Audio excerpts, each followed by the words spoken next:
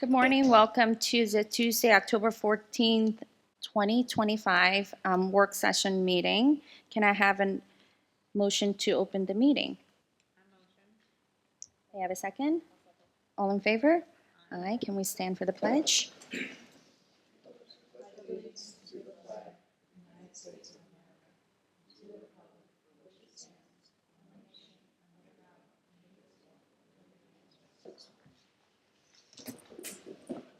Okay.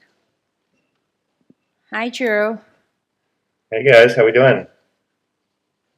So do you want to just start us off? I think the screen is closer. The sound is good. We're ready. All right, you betcha. Well, let me go ahead and share my screen. Can you guys all see my PowerPoint here? All good? Yes. Awesome.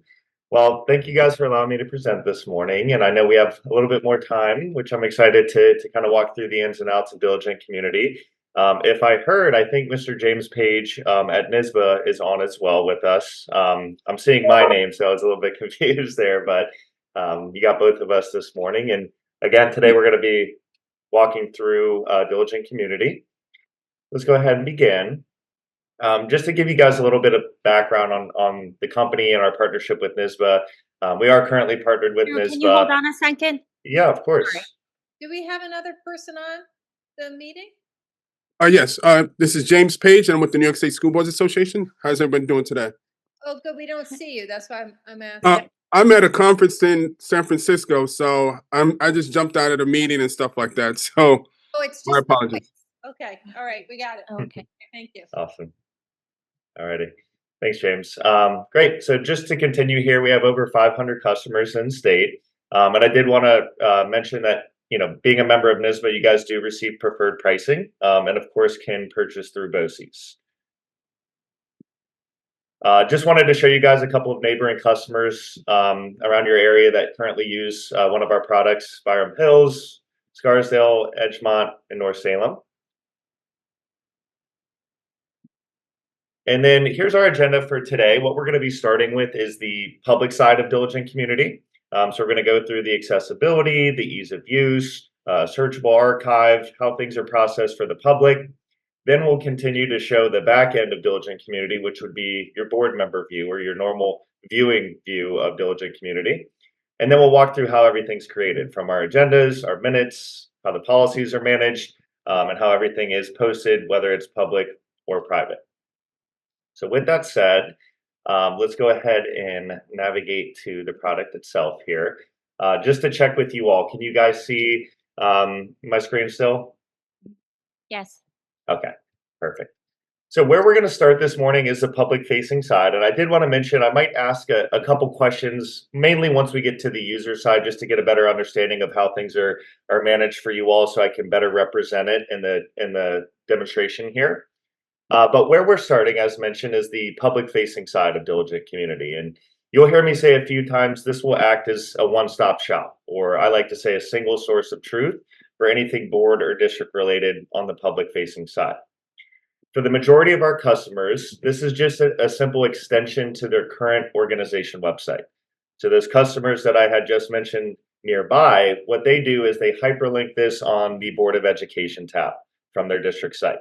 So ultimately, you're going technically to the same location to find the content. The only difference is it's now navigating you to Diligent Community. And this is totally customizable of how it's hyperlinked. So we could hyperlink this on agendas and minutes, again, Board of Ed, or even click here for any board-related content. A reminder that this is totally customizable as far as our imagery, how things are labeled on the system. The overall look is going to remain the same, but what we have things labeled as is totally customizable. And I'll just start by navigating around what we like to call our featured page. I'll start with the top right feature here. You can see that we have a nice little calendar tool that will inform us of any of our meetings for that month. In this case, you can see I have a meeting on the 14th. Notice I've created a mock agenda for you guys so I can quickly navigate to the public agenda for this afternoon's meeting or this morning's meeting. But before we look at an agenda, I'll go ahead and kind of navigate the rest of our featured page here. I did want to mention that you can integrate any type of social media platforms, Facebook and YouTube being the most common if you guys are doing any type of live streaming. Now, if my memory serves me correct, it sounds like we're not live streaming, but we're doing, the Zoom link. So I did want to mention that you can post a Zoom link directly on a meeting notice. So another great way to get our link out, whether that's publicly or private for members that need to join virtually. Which kind of brings me to our active meetings here. So we're going to be able to see today's upcoming and recently held meetings. And again, this is just quick access for your public. Right when they log into the screen, they're going to see any of our recently held meetings or anything that may be upcoming. Okay. Let's navigate to some of the features in the middle of my screen, and we'll disregard live stream for now. I did want to mention that you do have the option, if we ever do get to a point that we're using a YouTube or a Facebook live stream, where it can be integrated with the site. What's neat here is it'll actually show the live stream if it's active, and it will allow the public to split screen view the agenda with the live stream. So a nice way for them to follow along and look at that live stream. So that feature is there if we ever do get to that point. If we're currently not using any of the features that I'm going to go through, we can just have it deactivated on the site, so it won't be showing. Now, I know policy was something that was pretty important for you all. Now, these policies, as I click into the feature here, these are just my example policies. So keep in mind, during implementation, we're going to help your team import your policies into the system. And then from there, you guys can totally, manage your own policies. But very nice for the public, right? One-stop shop. Not only do we have our agendas and minutes and documentation, we also have our full active policy book. Some of the benefits here is we do have keyword searchability and a very nice structure and organization of our policy book. As I hit into each section, of course, I can reference each code. Now, what's neat on the public side is these are only going to show our published and adopted policies. It's only showing what's been approved and what's been released. On the back end, we might be doing some revisions or some reviewing of this policy GS1, but until those new revisions are approved, we're only going to reflect what has been most recently published. In this case, here's our current published and adopted policy GS1. True. Yes. When you say published policies, you mean Mhm. we're board adopted policies? What happens to the drafts when we do like the first reading or the second reading? Yeah, so I'm going to cover that on the user side. That's, I think, one of the most popular features in Diligent Community is the management of the policies. So that's all being handled on the back end of the system, and the system's going to track where it's at as far as first reading, second reading. It's going to track red lines and revisions, and ultimately allow you to tag it to agendas for approval. So that's all taking place on the back end of Diligent Community. Publicly, this is only going to show what's been released, right? What's been approved and release by your team. So on the public side, it's only showing active policies. Now, of course, if we have a policy and an agenda for a first or second reading or for approval, we'll be able to see that if it is posted publicly. But in this case, this is just showing the book. But I do have the access to, keyword search my site if I wanted to look up, policy GS1 reviews or revisions. It's going to show anytime we've discussed that on an agenda. So a nice way to quickly find where these policies are being discussed. Does that answer your question? Yes. Great. So let's navigate back to the featured page here by hitting home. Just to cover a few other features that come with the system. This document library, I really like to say that this pulls together the one-stop shop mentality. This is a place for you guys to post any type of general documentation that may not necessarily be on an agenda. Some common examples would be public newsletters, student or employee handbooks, active contracts, any type of committee reporting or department reporting, anything from field trip calendars for the year. I mean, we can get really, really creative with what we store in this document library, ultimately just enhancing our transparency and of course, that one-stop shop mentality. Now, I did want to mention that this can be both public and private facing. Probably the most common example that we see on the private side would be superintendent weekly updates, or if you guys are doing board updates. The reason that our customers like this so much, it's eliminating email distribution and any type of communication on these updates. So if we're thinking of privacy, right, it's locking a particular document to certain users and not allowing for communication. So if we're email distributing those updates and someone replies or replies all, it does become foilable. So the nice thing with Diligent Community is we're releasing our update to our board, but we're not communicating via email. We're just keeping that private update within the system. Next will be the attendance tool. And this, a reminder, will all be tracked as you guys record your minutes through the system. Public facing, however, after our minutes have been released, this will track by individual member their attendance at meeting, as well as any time they voted on a resolution item. So a nice piece of data for us to have as far as individual member. Subscribe, this is a really nice tool for public engagement. I like to say this is a headache eliminator, if you will, but this will allow your public to subscribe to your meeting group. What I mean by that is if I was subscribed to my Board of Education on my site, anytime a new public agenda has been released, I'll be notified via email of that public release. So whether we have public facing members that are pretty active as far as what we're doing, nice way to keep them informed of any new releases. This is also a nice way to ensure, open meeting and releasing content on time. And I did also want to mention, we do have quite a bit of customers that auto subscribe, whether it's a media or a newspaper, or anyone that we need to send the public agenda to, a nice way for that to automatically be released as we release our public agendas here. That is the subscription option. We do have the access to see how many people and who is subscribed, but again, it's just a simple click of a button when you release an agenda to automatically notify anyone that's subscribed to the public-facing side of a new release. Lastly, on the featured page is the citizen engagement, and this is our request to speak option. So this will allow your public to request to speak to an upcoming meeting. We'll send your team a notification to either approve or reject that request. And with that said, everything that I've covered here on our featured page, you have the access to activate or deactivate. So if I've gone through a feature that we don't necessarily want to use, not a problem. We'll just have that taken off the public site. So that is our featured page. Are there any questions before I go through kind of what our agendas look like on the public side? Can I just ask, is this living on our website or is this a separate web address that people need to get onto? So this will be an extension of your website. So it's not necessarily sitting on the website, but however, it will host your private URL. So as I mentioned, this typically for most of our customers is hyperlinked on the Board of Education tab.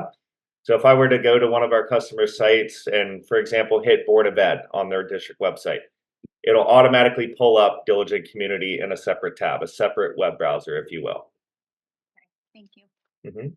Drew, you talked about how does management of this page work? Is our staff managing the page for us, or are we sending requests to your staff to then implement changes? This is all managed by you all. So anything that we're seeing on my site is what I've customized on the back end. So essentially your process would remain the same as far as who's responsible for compiling the agenda, who's creating it, and who's releasing it. The only difference is it would be within our product, but your team would be managing the release and the management of any material that we see on the public side. Okay, and regarding like adding links for Zooms, turning on or off the subscription feature, etc. That's correct. Managing that. Okay, and then that's correct. Who is our staff who does that? The tech stuff is Adam. So you or your people, generally David's the one making the manual updates and supervising the agendas and updates to him, and David is our primary person making those updates on the website and supporting them. Okay. I just want to say then maybe as you go through this presentation, I'd also love to hear your perspective on how this sounds to you in terms of your workflow and efficiency. I guess whoever's going to be managing this for us. Yeah. so this is the direction. We'd get their input. Yeah. Okay. Very nice. Alrighty, so let's go ahead and hit our meetings tab. And yes, please feel free. I love to keep my demos interactive. So if you guys see anything that stands out, please feel free to cut me off and ask any questions. So what I've done now is hit our meetings tab, and this will pull us to our archive within Diligent Community. I was going to ask, do you guys have any, functioning or standing committees that track agendas, minutes, anything like that? We have committees. Not a lot of them have minutes. Okay. Except So for minutes, but meaning it'll just say when we opened a meeting and adjourned. They're not gonna be like minute, like It's not gonna be like extensive notes. big information. Gotcha. Okay. Yeah, yeah, So, so we'll most likely disregard the committee manager feature. So if you see on my screen here, I have a separation of each of my committees, very specific to their group as far as where their agendas are located. Now, if we're just looking to use this for the Board of Ed, envision on this just on this screen one meeting group, right? Your main governing board, your Board of Ed. Okay. Just to keep in mind that that feature is always available. So if we were to purchase and then years down the line, we maybe have some more in-depth committee meetings. You do always have the option to add that feature. But in this case, let's just envision one meeting group, our Board of Education, with our archive. So I'll go ahead and click our agenda for today. And a reminder that this is the public-facing agenda. And there's a couple different ways that we can look at the packet. Okay. Item 1 would be the web view, which is the simple view or simple version of our agenda here, which is what we see. So just for reference, I'll just quickly highlight. And I've just made an example agenda. This might not look identical to your guys' current packet, but I did take one of your previous meetings and kind of created that within our system. Okay, so I won't go through too much there, but that is the web view of the packet. And then you'll also have what's called the packet view, which would be the PDF version. What's really neat with the PDF version, and for your publishing team, which we'll most definitely cover on the user side, is this is going to auto number and auto page number any content that we have within the system. So of course, in the packet view, it's the full agenda. It is downloadable PDF and printable PDF. But if you reference here on a couple of the policy items that you guys had, let's look at item 4.3. I can see that this policy 4005 is pages 11 through 12 on our packet version. I also do have the option to hit our hyperlink, which will pull up that draft policy for us to reference. Okay. Now, the most common way to look at the agenda, and the most recommended, I would say, would be the split screen view. This is going to keep our simple version of the agenda on the left-hand side. And then let's go back to item 4.3 for reference, that policy first reading. Notice when I hit my hyperlink, it's keeping my agenda up while also allowing me to see my exhibit on the right-hand side.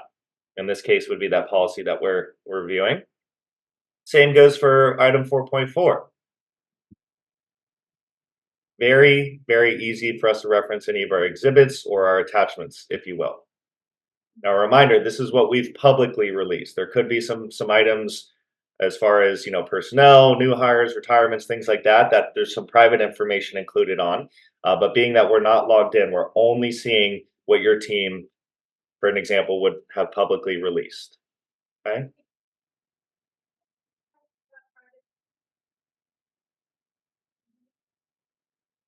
If there was a question there, could someone repeat that? I didn't hear that. Drew, sorry. Mhm.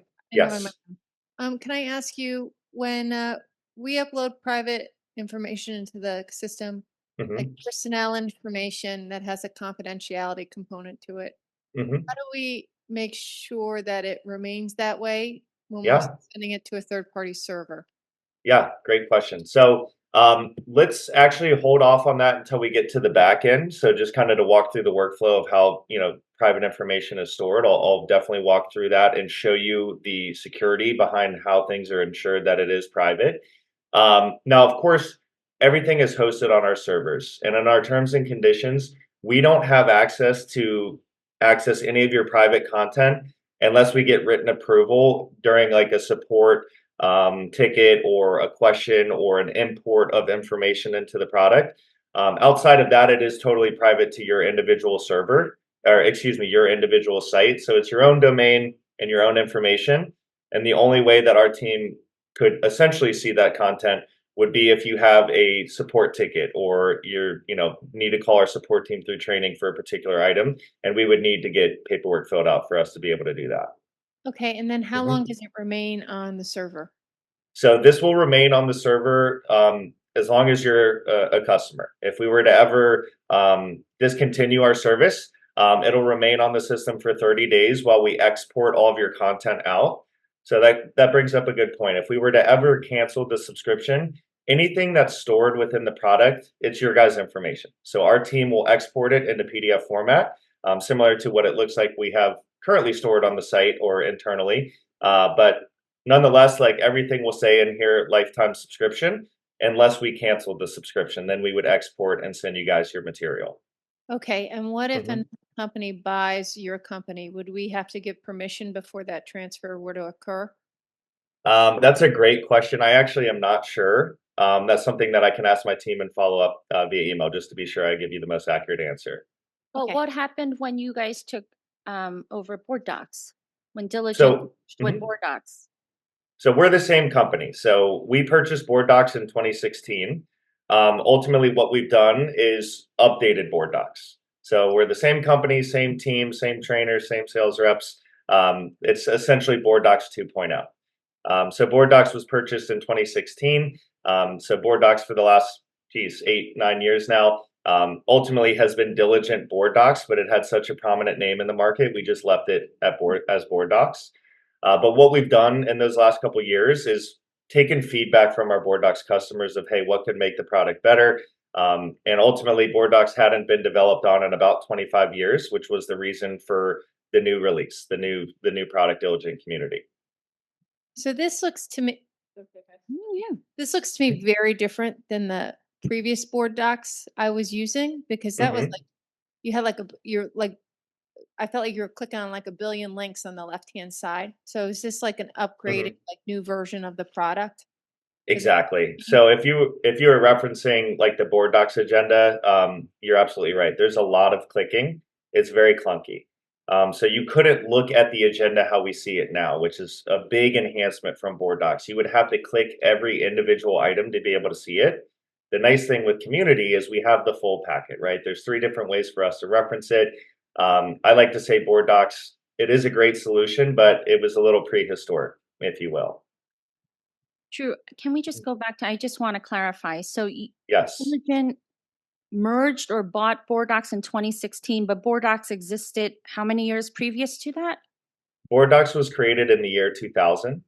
2000. Okay, so Mhm, what I was asking then is mhm, when you guys took over BoardDocs, mhm, Diligent took over BoardDocs in 2016, mhm. what could you answer the question that Dr. Ackerman asked about how did you get a consent from all of the clients, or did just kind of Mhm. everything stayed the same?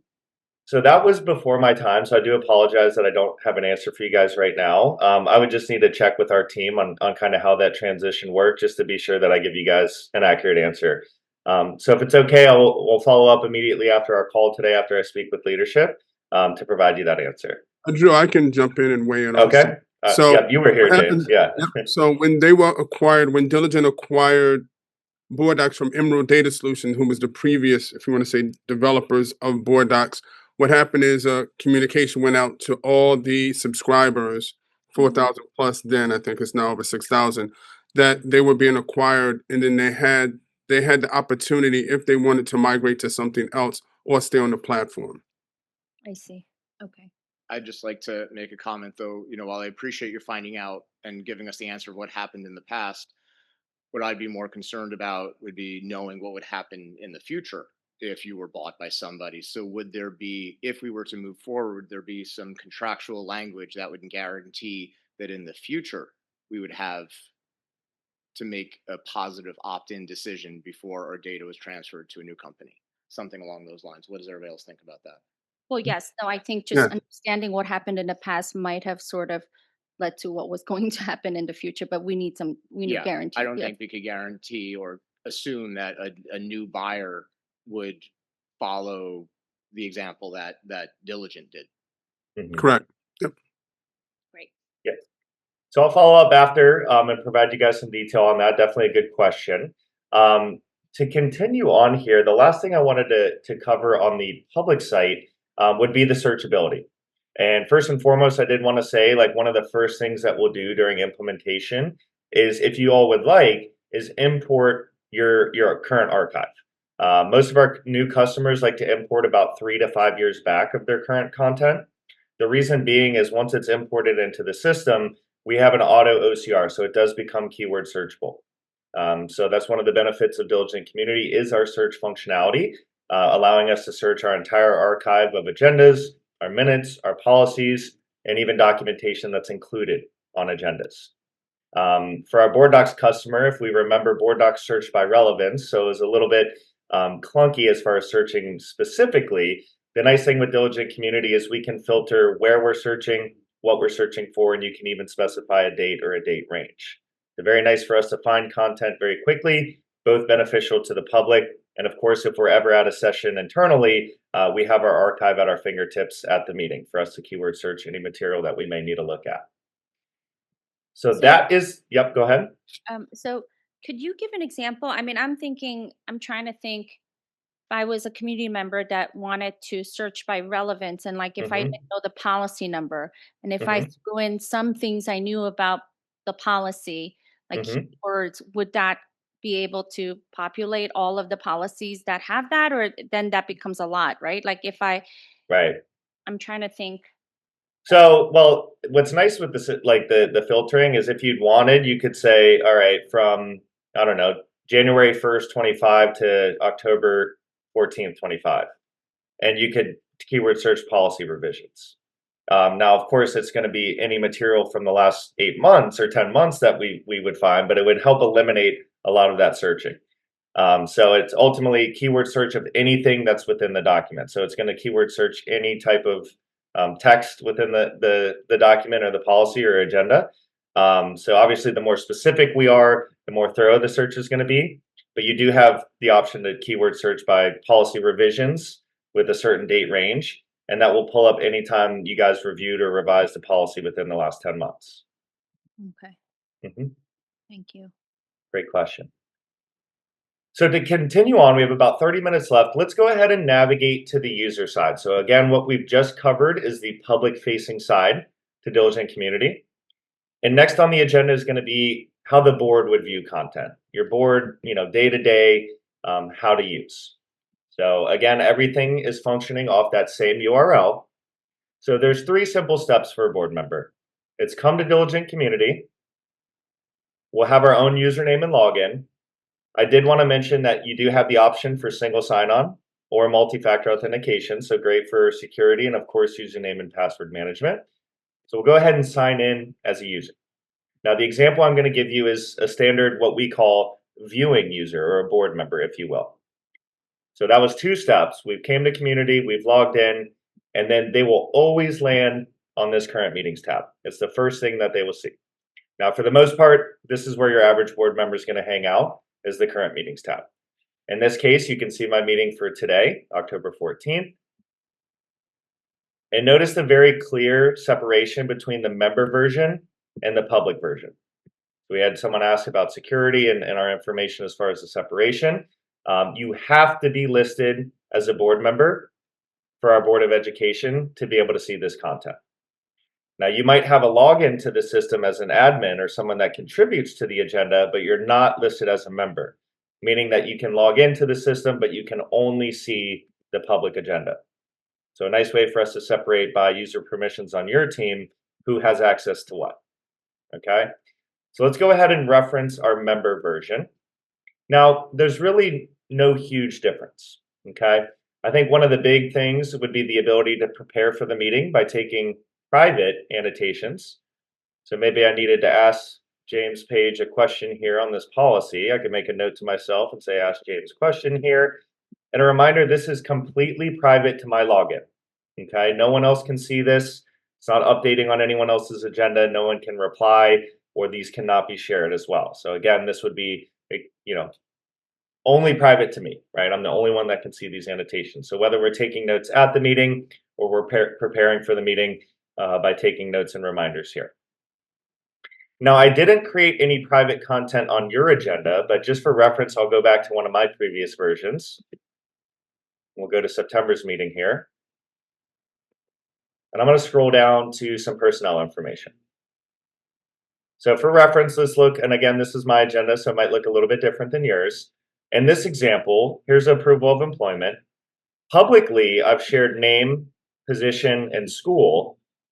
Very clearly locked in private, I've shared resumes. Okay. Same goes for our resignations. Publicly, I've shared name, position, and effective date. Privately and very clearly secure, I've shared resignation letters. So as your team is building the agenda, you're only having to juggle one document, right? We're creating one agenda, but we're separating on that one agenda what is public information compared to private information. And we're going to get to it here in a second. It's the ability to ensure and preview or do an agenda review before release. So you guys will have the option before we release the packet to ensure everything looks correct and to maintain your privacy with any secure documentation. Okay? So the I mean, public is not seeing the locked item. absolutely, Not that's having correct. access to it, but will they see that there is a private side to that? They will not. Okay. That is completely private. Okay. But that's really it as far as the board view of our packets. Very, very straightforward. We're going to cover it here in a second, but I did want to mention that when your team releases a new private version of the agenda, anyone that's listed as a member will be notified via email of that release. And you also do have the option to do text notifications. So not only will it send an email, it'll also send a text of new release. Yes, go ahead. Drew, I looked at two of the school districts you had on as the example, like Mhm. examples, and they're doing the agenda like I was used to, where you have the list on the left. Correct. Yeah, Uh, they're current BoardDocs customers. Okay, so Mhm. just did they just not transition into the new version? Well, we just finalized paperwork with NISBA this year to, migrate all of our current BoardDocs customers. Of course, we have over 500, so it is quite the project. So we are currently going through migrations. So any of our BoardDocs customers right now do have the option to migrate to Diligent Community. So it's ultimately at the districts raising their hand of, hey, we would like to migrate now. So those customers I've provided will be migrating. As of right now, they're currently on our BoardDocs solution. So who can you? It doesn't have to be now, of course, Mhm. publicly, but can you send me an email of school districts who have migrated and are using the Sure. version that you're showing us right now? Yeah, absolutely. Outside the Absolutely. group, I can Mhm. call them to see how it's going. Sure, absolutely. So we I can provide you, I'll give you some examples of migrated customers and new business customers. So if you guys wanted any, feedback as far as a new client that hadn't used this solution before, I can provide you guys both with their site URLs as well. Okay, and just to clarify, so this migrating, you're saying that this is happening because you updated some of the software since the acquiring of BoardDocs 9 years ago? Or are we migrating for 9 years? So the migration just started this year. So Diligent Community was, released to New York State School Board's members this year. So the migration just started. So Okay. Diligent Community, yeah. Mhm. Okay, good. I didn't want, why are we migrating for 9 years? Okay. No.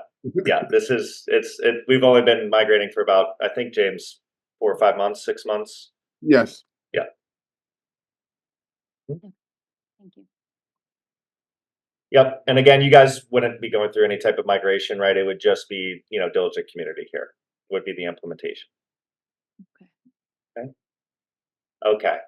So that's kind of the board side of the business as far as viewing the agenda. Of course, we can go back to previous meetings if I come back to, let's say, July here, and do have the option to reference our minutes, which are, of course, always listed on the same meeting date.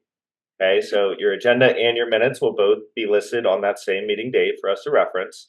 And same concept, right? We have private minutes and we have public minutes. And again, we'll have to have those certain user permissions to be able to see this. Drew, So can the I ask next, a question? please, yeah. We usually, some of us have our boards printed out for us in a binder, Okay. as opposed to navigating like hundreds of pages of contracts on a screen. Is there Mhm. any reason that that was being more difficult to do or not able to be done with your system? So just so I heard you correctly, you said that we're currently printing some packets. Yeah, some of us Okay. like to have like the paper version because it's Sure. hard to Mhm. read 300 contacts on a screen. Yeah. Yeah. Is there any reason that we can't do that with your system?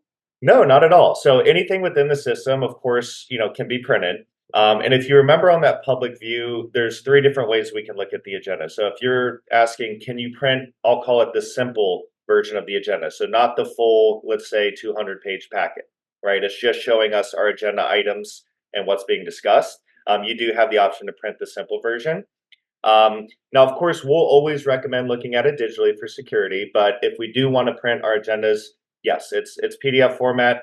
You do have the option to print these packets. And if we were to take any notes on these as well, I'll just come up here to the right-hand side. You can also print your packet with your notes. So if you took notes on your private agenda, you do have the option to print that PDF with your notes as well.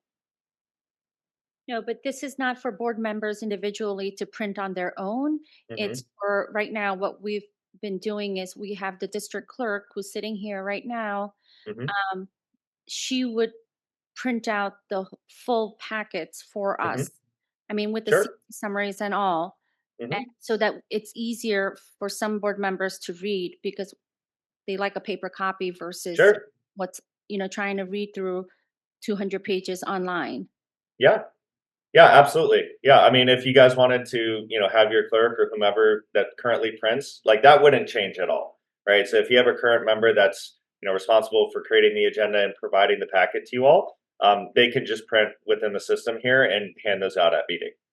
So that's identical, it sounds like, to your current process. So Okay. Drew, would that be printing out, for example, like resignation letters, the recommendation letters? How does that? hmm Yeah, so if we come back to our meeting here, if we didn't want to print the private material, you would print the public agenda, if you will. You can print either or, right? So if you did want to print with the secure material, we would print the member agenda. If we did not, we would print the public agenda. Okay, great. Okay.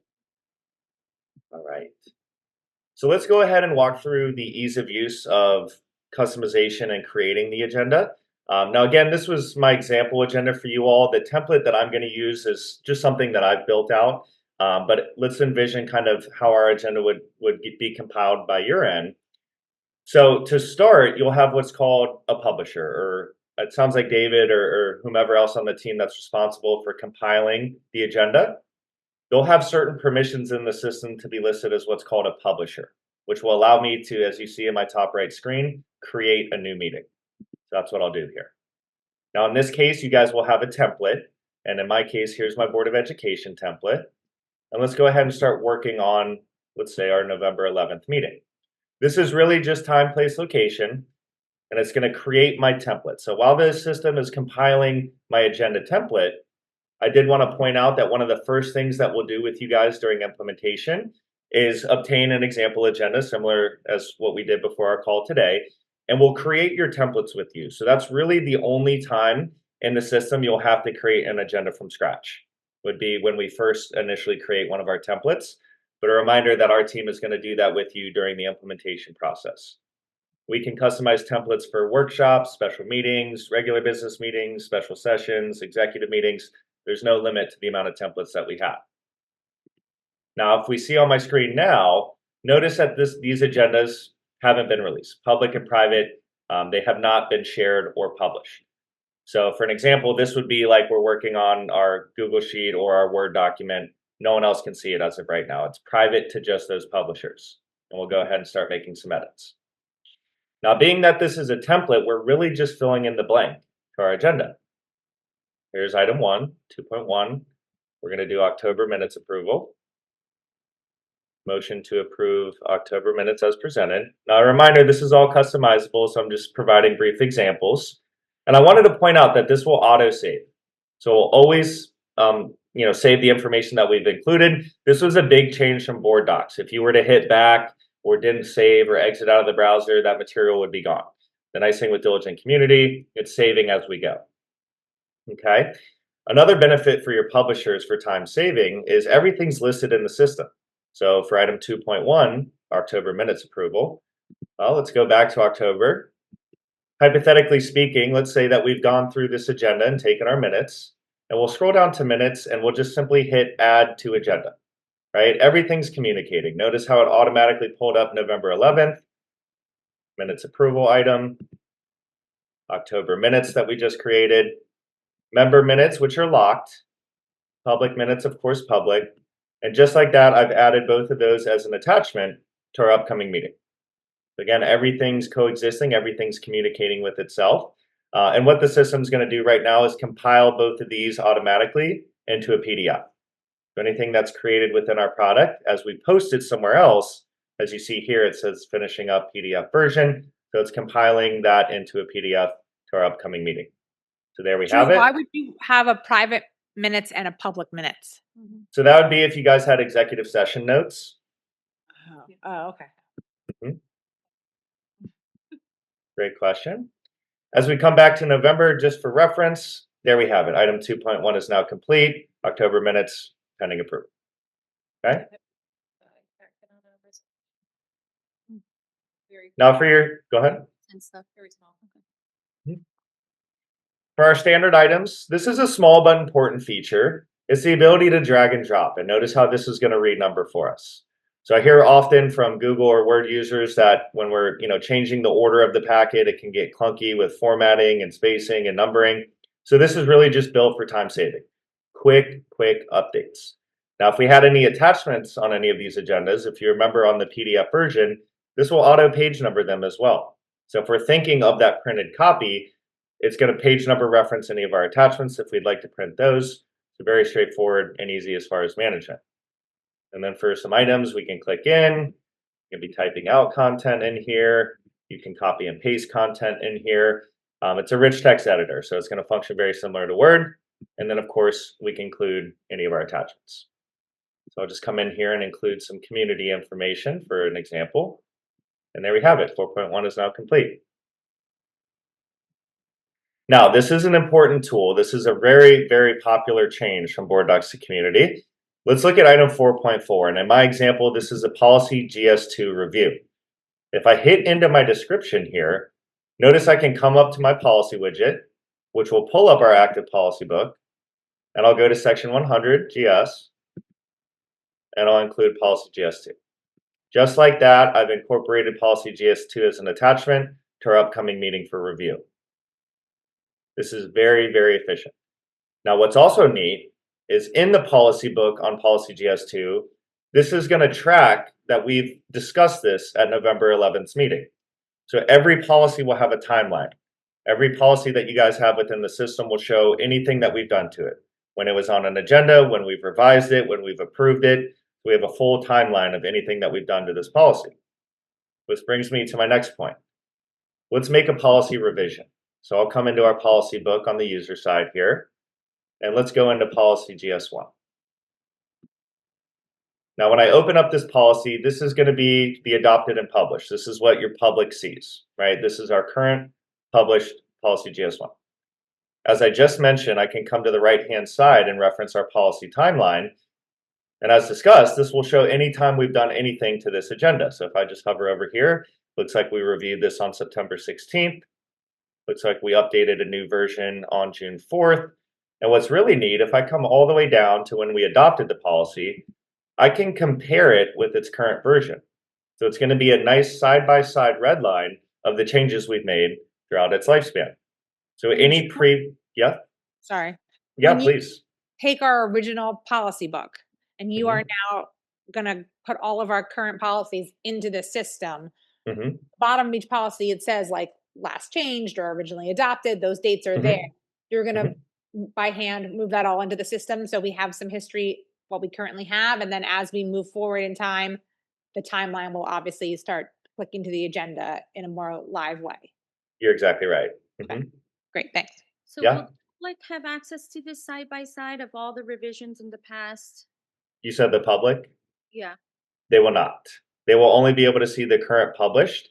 But it is beneficial to you all if we get a call in of like, hey, what was the policy 3 months ago compared to what it is now? We have that transparency here. Okay. Mm-hmm.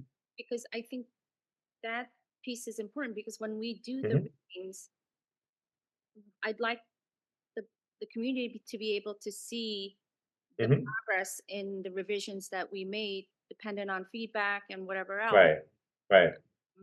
So that all is not changing from the agendas, right? So where I'm currently at is the policy book. But if you guys are going through a revision or reviews or retirements or activations, that's still tracking in our agendas, right? So the public does have the access to see, you guys discussing a policy, approving a red line version of a policy. So that transparency is all still there. In the book, however, it's just showing to the public its current release, its adopted version. But the public does have access to reference on agendas, any type of communication, discussions, approvals, reviews. So that all will pretty much remain the same for you guys. Yes, so then in the policy book, will it say when it's showing the current adopted version, will it Mhm. say, I think Alyssa just asked this, but like, will it say on there how many times it's been revised? Because then how would they know if they haven't, let's say they weren't tracking this policy, right? Mhm. So how would a community member know if it's been revised 3 times versus 5 times, and then what were the Mhm. revisions and when it was done? There's no way to know that. Like you would have to have some Mhm. like some information to know that. Well, I think ultimately, like if let's say I was interested as a public member to this policy GS1, and I'm in the book and I'm seeing the current published. But what I can do is go to the search feature and type in policy GS1. And that's going to have a full archive of any agenda, discussion, approval, release, revision. So they'll just search the policy by name and it'll show any time that policy has been used or discussed within the system. And does it say at the bottom of in the published policy book, the previous dates, like the way we have it now, where it would say like originally adopted date at the bottom and then Sure. Yeah, that's all going to remain the same. So reminder, right? Everything in here, it's almost comparable to what you guys currently use, just from the policy that I received from you all. So if I wanted to in our policy, I'll hit edit here, and you still have the total option to fully customize. So we don't want to change your process at all. So here's our policy. So if you all, district policy at the bottom of your agenda show its last review, its last revised, like you guys can, record that within the policy here. And as you can see, I have a little template section for that. Could you tell us what you would do for something like a code of conduct, which we would have to sort of review and and revise every year? Mm-hmm. How do Mm-hmm. we do the side by side when we're changing things every year? Sure. Yeah. So when you go to post this, and I'll just create a quick change here. In the student achievement, let's change trustee to board member. So I've made one change, and this is redlining, right? So it's in a Word version incorporated into the system. So you can have track changes on in Word, and the system will also track changes. So Can when I I just- come, go ahead. Drew, oh, we use Google. Okay. Problem? Well, the Word- difference now would be in Diligent Community, right? So it would be separate from Google. So if we were to purchase the policy publisher feature, the management would now be within this system and not with Google. So if we are working on a policy, then Mhm. I would have to take it from a Google Doc and drop it into is this Word? Are we operating in Word here? It is Word, but not necessarily, because the management would completely eliminate Google, right? No. Your full. Mhm. I understand what you're saying, but we do all of our presentations on Google. We do all of Okay. our documents on Google. So Mhm. what I'm hearing you tell me is we got to move over to Word and PowerPoint to use. Well, not necessarily. So just to be sure I understand the question correctly, right? Like if we were to purchase Diligent Community, it would be a change for certain things within the district, right? Your management would now be within Diligent Community. You still have the option to incorporate content that is, created from outside of the solution. But as far as the policy, like when we go through implementation, our team is going to take your book and your archive and help you import that into the system. So the management of the policies going forward would be in Diligent Community and not necessarily in Google. Okay, Does that so make sense? we have people who want to present. How do we? Mhm. Can we link a Google document to this system? Yeah, absolutely. Okay. Mhm. Let's figure it out. Okay, thanks. Yeah, sorry if I misheard the question, but yeah, I mean, like if I were to come back here and I'll just September 17th agenda, here it is. I'll just go ahead and come in here. Anything that's not generated within the system, you have the option to incorporate, right? So if I were to come down here, all right, here's new district website update, you have the option to include a hyperlink.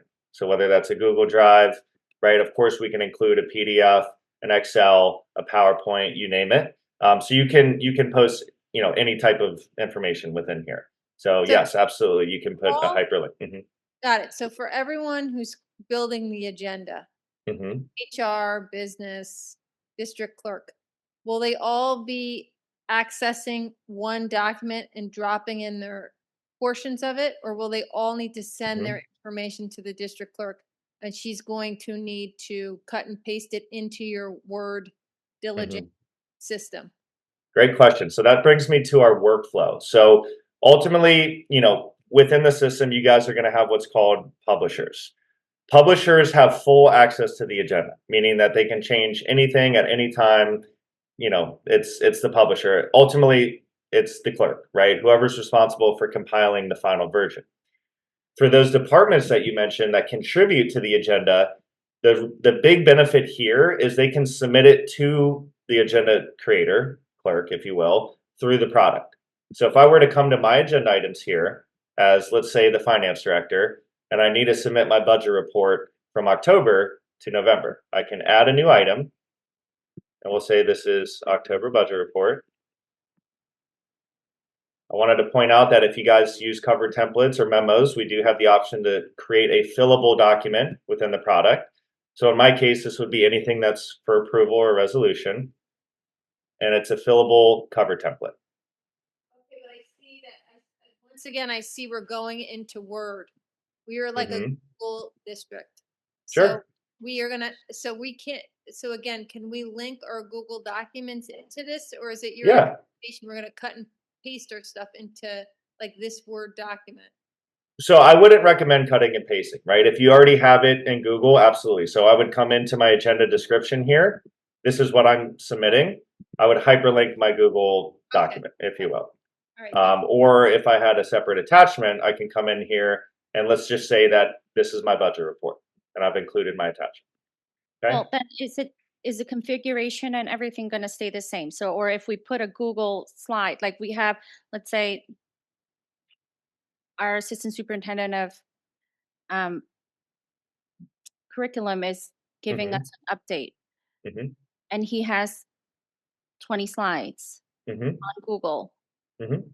If he uploads it, is it going to change anything, or is it going to it's going to just come out the way it is? Come out the way it is. Yep, not changing anything, right? Because it's created outside of the system. So whatever is listed as in their document in Google is what you would see, right? Because it's an extension to this item. So if I had a Google hyperlink here, that would pull me to the Google sheet where it's located. Okay. Hmm? So right now, Dr. Ackerman, who is doing that? I know the different superintendents are sending it to our clerk and then compiling. Is that what's happening now, or are they updating the agenda on? Okay, okay, so that won't change then. But they can if they wanted to in this platform.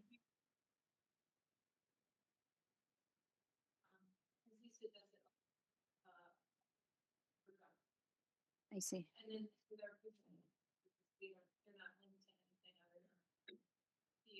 Okay. Okay. I just want to make sure we don't move the power in some ways. Yeah. We don't have to. Okay. It doesn't sound like we need to. Okay. Great. Okay. And just to finish here with this workflow, I think one of the main, takeaways here is there's no reformatting. So when it goes to your clerk, it's already in the community format. So for an example, here's my October budget report. Let's say I've included my document. Maybe I've included my Google sheet here, and I can select where I want this to go. Okay, so this is going to Board of Ed. It's going to our upcoming November 11th meeting. And this is a report. So I'm going to put this in my already generated announcements and reports. So I've selected where I would like it to go, and then I can submit it to certain individuals. In my case, my board approval tree is myself as the clerk. However, if you guys have multiple individuals that need to approve items or different items, you can customize workflows. So this is big because it's eliminating email distribution. So if we're thinking of security, really nice. And it's helping maintain organization for the clerk because we're getting notified when someone's submitting or contributing an item to an upcoming meeting with the option to approve or reject. What's also nice, before we do any approvals, I'll come back to our current meetings. There's our November 11th draft. and I'll hit edit real quick. And then if I scroll down to announcements and reports, there's that October budget report in the workflow. So it's very clear for the clerk of what the agenda could potentially look like. And I can say, okay, while this item is pending approval, I want it to be listed as 4.9. So I have a very clear understanding of what the agenda is going to potentially look like, even if we're pending an approval on a particular item. So as of right now, this October budget report isn't necessarily on the agenda, but it allows me to place it where I'd like it to be. Coming back to our approval, I do have the option to approve. And if anyone else was in this workflow, maybe this is going to the superintendent next, I can say DW approved, 1014, all looks good, on to you. Or maybe someone submitted us an item that has an error or mistake in it. I can reject and say, hey, Mr. Wareham, I noticed line item 2, can you please update, X, Y, and Z, if you will. Okay. We'll go ahead and approve that and say everything looks good. And our October budget report is now on our upcoming November meeting. So that's a really nice way for organization for your clerk when they're compiling or collecting information. It's already in the diligent community format, and it's very secure. It's eliminating email distribution, so we know it's going to the correct people. That is the workflow. Any questions on the workflow? I know we have about 2 minutes left, so I wanted to get through one last thing here for us. Okay. Coming real quickly back to that policy, a reminder that we opened up that policy GS1, and I'm going to go back into our draft because we need action on this because we've made a change. We'll open up our draft policy. You can see that this is draft.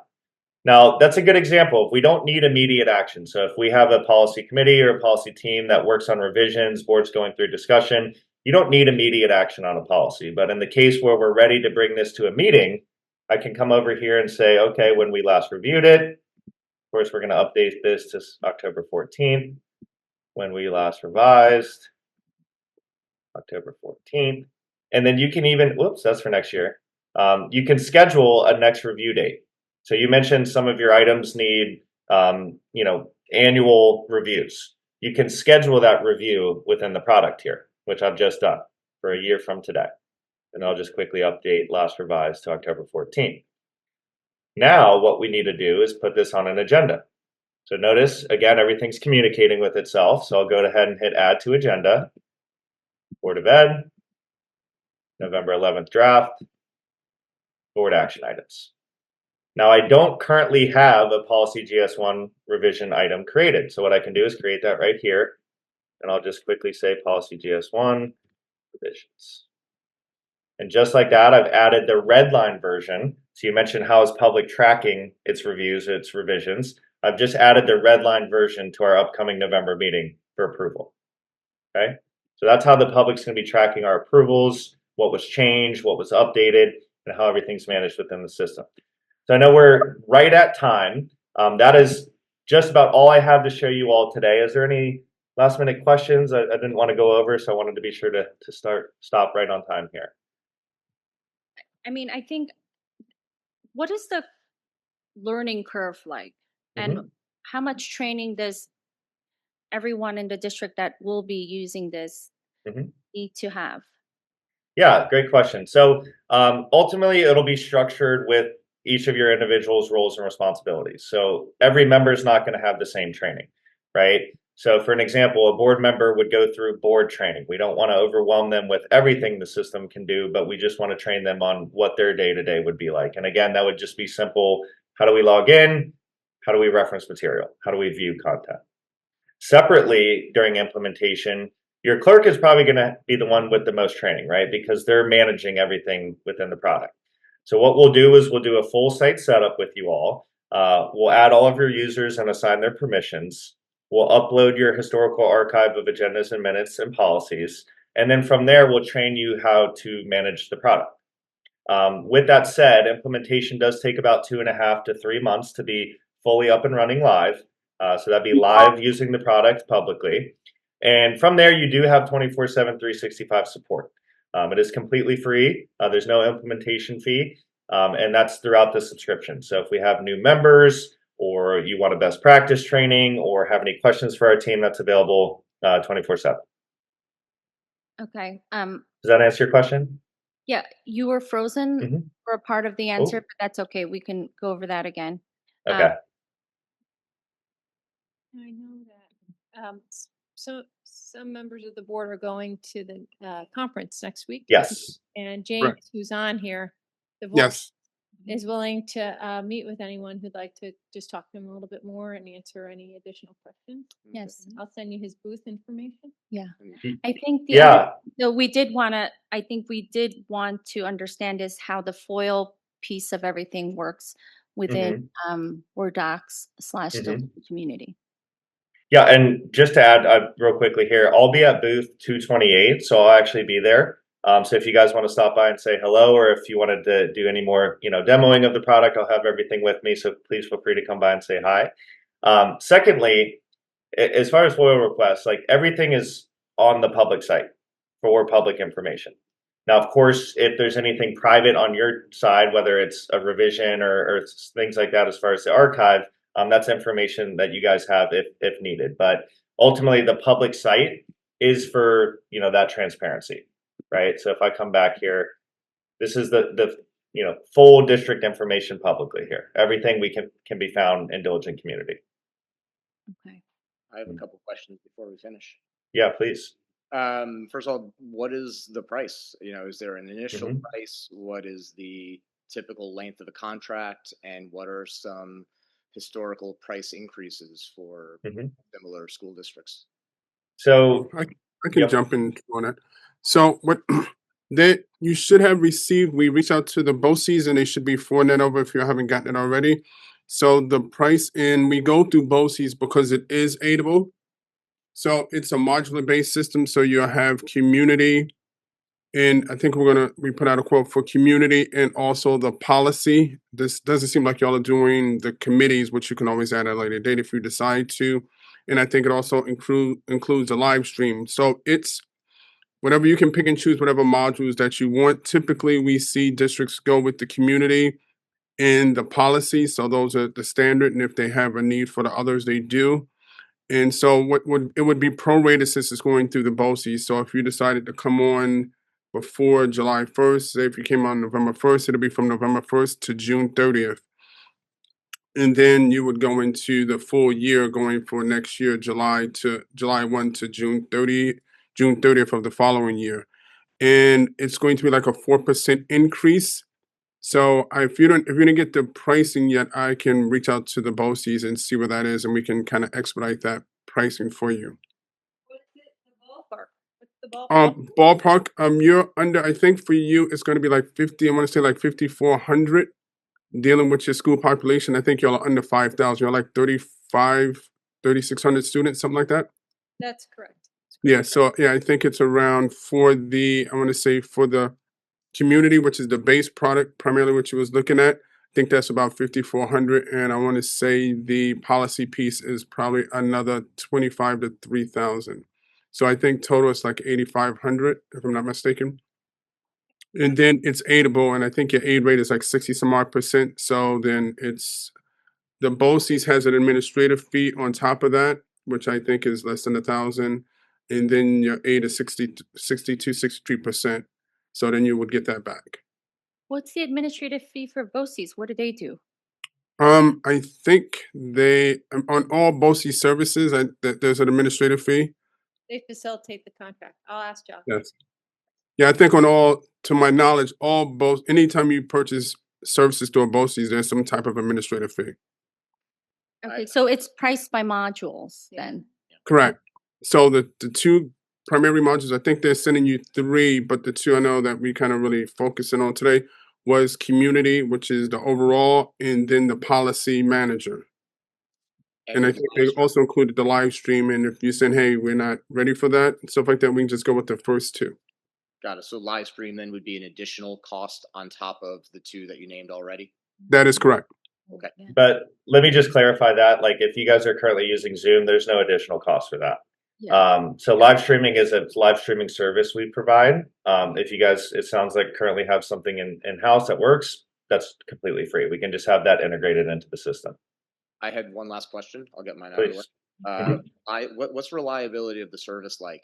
how many instances, say in the last 3 years, how many instances have you had of your system being down, and what's the duration of those down periods? So, I mean, I don't have that data like in front of me right now. I can definitely provide it to you. I do know in certain cases, like we've had, maybe a glitch, if you will. Typically, that's handled within an hour. I don't, in my experience here in the past 7 years, I haven't experienced anything longer than a day. And then, of course, all communication will come through our support team if there is an issue. But let me get that information for you guys, along with that other material as well. And then with the price, I did also want to mention, like if you were to sign anytime from now through June 30th, you would not see that price increase until 2027. Okay, so it'd be prorated through the end of this fiscal, and then July 1, 26 through June 30, 27 would be the same cost, and then the 4% would be in effect in 2027. And I can just weigh in on that in terms of the outage. So we've been partnering with Diligent and Emerald Data Solutions prior to that for the last 14 years. And I haven't seen any outages that went more than, I say, 15, 20 minutes. What happens is they have multiple servers. So even if you want to say the East Coast service would go down, you would automatically migrate over to servers in the Midwest. So it's not like in terms of all the systems will go down. You might see a little lapse in, if you want to say, response time if something happened, if you want to say, to the East Coast servers, but now you have all the East Coast rolling over to, if you want to say, the central servers, and it's dealing with that load. But I Thank you for haven't that. seen a total outage. Thank you for that perspective, and I would still appreciate, Drew, if you could follow up with with some company data on that. Thank you. Yeah, absolutely. And has there ever been a security breach of those servers? There has not. So we've ran into circumstances where districts have formulated private content in the public section and posted, but there has never been like a breach of private data within the product. So if districts are making those mistakes, saying that the districts made the mistake, but is Diligent checking? Well, we don't have access to your content. So if you put private information into the public field, that would be a user error. User error, right? No, but what I'm saying is you don't have access to our content, but is there, if the district is posting something on the public side where it should be confidential, you're saying that you don't have access to that either, or Yeah, they you don't don't have even no know. one checking that? Well, we wouldn't know if it was supposed to be public or private. Okay. You know what I mean? Yeah. Now, and let me quickly show you guys for reassurance. Let me share my screen again. There's a really nice feature in the system that will allow you to like do your check, if you will. So let me get this screen pulled up for us. Can you guys see community? Yeah. You can see Okay. them. So here's a draft agenda. Okay. So if I'm in the edit mode, it's reassurance for the clerk or whoever that's getting ready to release the agenda to preview that document. So I'm going to preview the member version. So real quickly, what it's going to do is put together that web and PDF version. But this will allow me, before releasing it, to ultimately check my work, to make sure that what's private is private and what's public is public. So as I come in here, I can see my private minutes are locked. If I scroll down to those two, personnel information, very clearly I can see resumes are locked, resignation letters are locked. So it's a nice way for you all to check your work before we release any content. So And you all mean like so we can customize for multiple publishers to double and triple check. Absolutely. So in this case, right, if I want to, I can send the draft for review and select certain individuals. Okay. Now that's just giving them access to see the draft. They can't change anything on it. It's just allowing those users that I've just selected to look at the draft meeting prior to its release. Can you go back to that screen for 1 second? The center screen? I was just curious. When you clicked more than a certain number of people, it said quorum met at the bottom? Correct. Yes. So, So that's interesting that it tells you that you might be breaking open meeting law if you send it to more than a certain number of people. At once, correct. So if I wanted to, like if I wanted to send this to James Page, I can send him that draft right now, right? And then I can come back up as needed if anyone else needs to see it, and it's going to show me. It's warning me. It's not allowing me to not do it, but it's just warning me. So depending on your guys' state open meeting law, of course, we would want to to be sure that we're following those. But even just sending the agenda to everyone on the list, for argument's sake, would be Mm-hmm. considered breaking open meeting law? It's warning. Like it would ultimately come down to your state open meeting law. It's not saying it's breaking it. It's just, providing a warning. Okay. Mhm. Thanks. Yeah.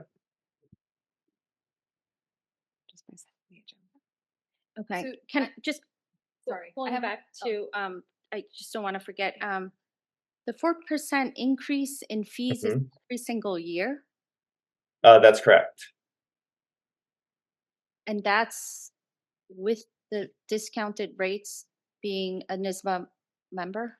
That's correct. Yeah, market average is 10% for most vendors. Our non-members is 8%. Being that you all are members, it's 4%. Okay. Mhm. I just going back to like the idea of user error of Mhm. putting out publicly something that's private with Mhm. the fact that everything gets archived or you can see changes that were made, Mhm. that become a problem where if there is something accidentally shared, Yeah. we have to deal with you guys to No, absolutely not. So a reminder that everything that we've seen today is what you all are managing. So hypothetically speaking, let me quickly share my member agenda, and there's where the notification comes in. I'm going to share this agenda really quickly here. And let's say that we've gone in, and maybe we didn't make a mistake of public versus private, but we made a mistake as far as some spelling, or we need to change something really quickly. It's cloud based, and I think that's one of the bigger benefits of Diligent Community is the real time change. So if I wanted to, once we have our finished packet here, 1 second for my lovely Wi-Fi. There we have it. So we've shared our member version, but let's say there's a mistake or we accidentally posted something somewhere. I'll just come back into the agenda here. And I'll just come in and let's say this needs to be private. I'll delete that and post it into the private field here. And then I'll come back and you're going to see that this is now going to show if I did make that change. Hold on 1 second. And you have to reshare it, or when they click on the link, it's automatically updated? So you will reshare. So let's say that I'll just take out 4.1 here. Okay, I'll delete that item. Let the system autosave. And then maybe we'll add some private content. We'll just leave that for now. Notice how it's showing out of sync now, which means the updated version has not been shared. But what we'll do is just share it. And that's going to notify your board of the item that was changed. So what if they click on the wrong one when they get to their emails? Like, doesn't the old version not exist anymore? It will not exist anymore. Exactly. So they aren't able to open both copies by accident. That's correct. The first email, when they go to click it, it will say not found, and then they'll have to go to the second email. Well, it's a hyperlink, so it's not sending them the actual agenda. So they need to log in for the security. So the hyperlink you're sending is for the date, not for the particular agenda. So if I've released this agenda, they get a notification. It's a hyperlink to Diligent Community to November 11th agenda. Now, from the first time we've sent that, if we have then updated it and reshared it, even when they come into the system, they'll only see the current published, which would be the updated version. So even if they open the first email and they click the hyperlink from the first thing, it will take them to the updated one. That's correct. So there's no way that they'll by accident look at the old one. That's correct. And the out of sync message is just telling you that you've changed something since you shared it. That's correct. So why do you have to share it again if the hyperlink only goes to the correct one anyway? Well, because you would need to update the version of the agenda. So if this were to say out of sync, that means we haven't reshared the updated version. Right, but I thought you said even if they clicked on the first version in they get to their emails, they didn't notice there was a second email that came in, they clicked the first email, it's just a hyperlink they're getting. Correct. To whatever version of the agenda is out there now. So with that hyperlink, no matter what email they clicked on, that hyperlink would take them to the correct agenda. That's correct. So just so I understand you correctly, like let's say I made a change to this shared agenda, and I'll just quickly do that here. Like just call it version 1 and version 2. If you Mhm. you So make in version, share it out, and then oh, I made a mistake. I'm going to go in and fix it. And now there is quote unquote a version 2 that is sitting there as the corrected version. As correct. a board member, if I get an email saying, here's the agenda, and it's Mhm, quote unquote version 1, mhm. as opposed to the second email that you've sent that I haven't seen yet, and I clicked on the hyperlink that was originally version 1, isn't it Mhm. taking me to the new version 2? So version 1, the only way they could see that is if we didn't update the out of sync. So as of right now, all I've sent out to my team is the originally published. And I've made a change to this agenda, but I haven't released it. It's showing out of sync, meaning that if a member were to hit the hyperlink in an agenda, it'll pull them to the first released agenda. Oh, so you have to quote unquote release your changes That's by showing it correct. the second time. So it's Yes, not just a live document that's always updated. correct. Correct. Because maybe like on this item that I've changed, maybe I'm waiting for an updated report, or maybe I'm waiting for approval from superintendent to release, or what have you, right? So we'll go ahead and then share that new version. So even if the board, after I've shared it a second time, were to click the original email, they're seeing the up-to-date version, the most, released, the most up-to-date version. They don't have access to see the original, but you do have access to notify them of a change made. But I thought you said until you shared the second version, they would Correct. not be able to see the second version. That's correct. And I've just shared the second version is what I was saying. Okay. Yep.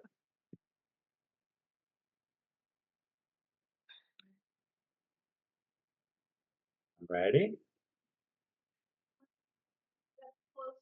Thank you. Not sure if there's a question there. I did want to real quickly. I know. Mhm. I think we have enough information for now. Okay. Perfect. This worked a lot better for us. We were Good. closer to us. We could see it better. I think this was a better session. And so Good. I'm just going to write like a little summary email of some things that we talked about, some information we still are seeking. And if you could maybe provide that for the conference next week, if there's any follow-up questions, the board members can go to the booth. Yes. Yeah, please do. Well, I look forward to seeing some of you all. I do have some information to share with your team afterwards as far as requests. So I'll put that together for you guys to have before next week. And yes, please feel free to stop by. I'd love to have you guys put a face to a name and ask any questions. I'm more than happy to share. So thank you guys again, and I hope you enjoy the rest of your week. And thank you, James, for being on the phone. We appreciate it. Not a problem. Look forward to seeing Thank you. everybody next week. All right. Thank you. Awesome. You're welcome. Bye. Bye-bye. Okay. So that was a great session with BoardDocs / Diligent Community. If we could move to item 3. Be it resolved that the Board of Education acknowledges receipt of the following contracts approved by the superintendent per Board Policy 6085 under purchasing and bidding. So 3.1, may I have a motion? It's an agreement of services with Brett Rower for the 2025-26 school year. Move. May I have a second? Any questions, discussions? Dr. Ackerman, and what is this again, if you want to just give a quick... He's doing our presentation for Superintendent Conference Day. In the Okay. morning, he's our keynote. And I just had a question. Looking at the backup, I imagine like the fee for him that's in line with the kind of quality person we want to bring in. I assume. Yeah, I'm new with this. It's actually a little. There's a big range in speakers from 2,500 to about 10,000. Okay, thanks. That's helpful. It's on the lower end. Right, okay.